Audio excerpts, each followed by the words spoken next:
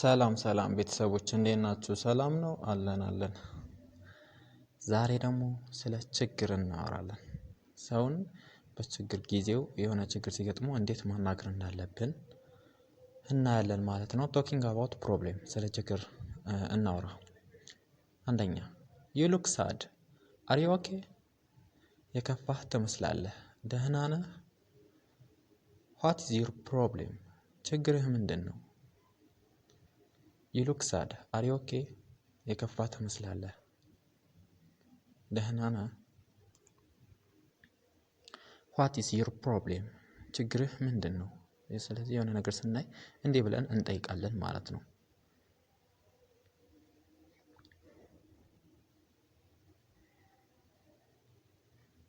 ወደ ቀጣይ እንሄዳለን ማለት ነው።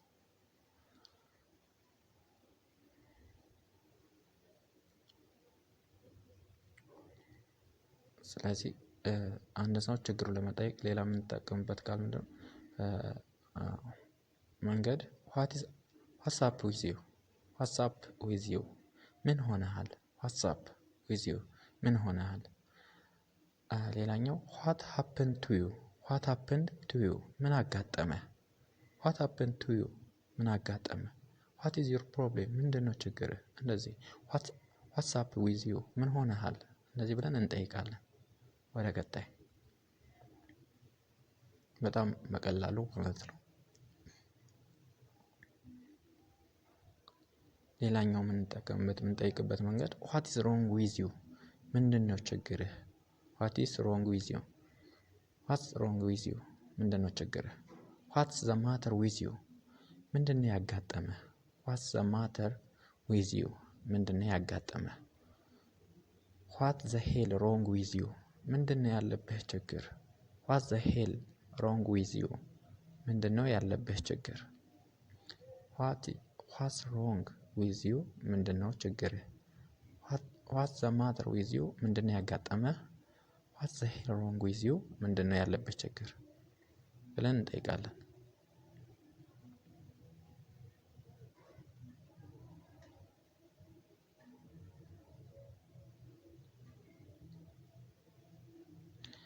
ሲመልስ ደግሞ ያ ሰው ምን ብሎ ሊመልስ ይችላል? ተጠይቆ ስለ ችግሩ አንድ ሰው ከዛ ምን ብሎ ይመልሳል? ሪስፖንስ ዊል ቢ my brother broke his leg yesterday ብለን መመለስ እንችላለን ማለት ነው።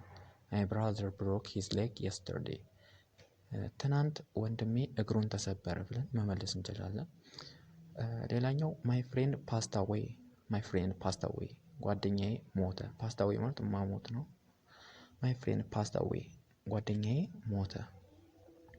my sister has got a car accident.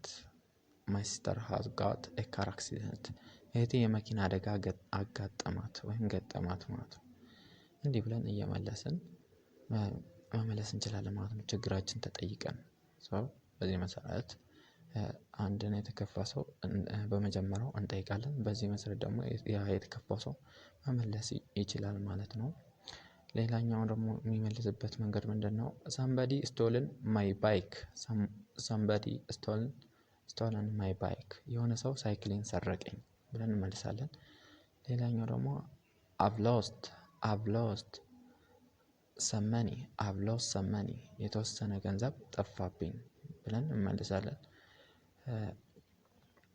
expressing regret and annoyance መጸጸታችን ስንገልጽ ደግሞ ይሄ ሰው ችግሩን ነገረን ያው በእነዚህ መንገዶች ከዛ እኛ ደግሞ ጠይቀነው የለ መጀመሪያ። ስለዚህ ያ ሰው ችግሩን ሲነግረን ያው መጸጸት አለብን ማለት ነው። መጸጸታችን ስንገልጽ ደግሞ የምንጠቀምባቸው እናያለን ማለት ነው። expressing regret and annoyance መጸጸታችን ያ ሰው ችግር ከነገረን በኋላ እንዴት እንጸጸታለን የሚለውን አሁን እናያለን። እነዚህ ናቸው። አንደኛ I'm sorry to hear that ይህን በመስማቴ በጣም አዝኛለሁ ብለን መመለስ እንችላለን ማለት ነው። ሌላኛው that is too bad መጥፎ ነገር ነው። ሌላኛው ደግሞ I'm really sorry ከልብ አዝናለሁ ብለን እንመልሳለን ማለት ነው። ያው ሪግሬት እና መጸጸታችን ለመመለስ ይሄንን እንጠቀማለን ማለት ነው።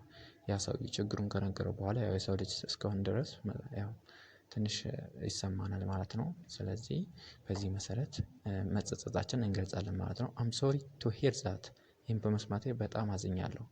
ኦ ዛት ኢዝ ቱ ባድ፣ ኦ መጥፎ ነገር ነው። አም ሪሊ ሶሪ፣ ከልብ አዝናለሁ ብለን እንመልሳለን። ሌላኛው ደግሞ የምንመልስበት መጸጸታችን ወይም ማዘናችን የምንገልጽበት ምንድነው? አይ አም ኤክስትሪምሊ ሶሪ፣ እጅግ በጣም አዝኛለሁ። ኤክስትሪም ማለት በጣም ጫፍ የወጣ እንደማለት ነው። በጣም ጫፍ የወጣ ማለት ነው። እጅግ በጣም አዝኛለሁ። ሃው አኖይንግ፣ እንዴት ያበሳጫል ብለን እንመልሳለን ማለት ነው። ሌላኛው ደግሞ ሃው ኦፉል፣ እንዴት ያሳቅቃል ወይም እንዴት ይዘገንናል።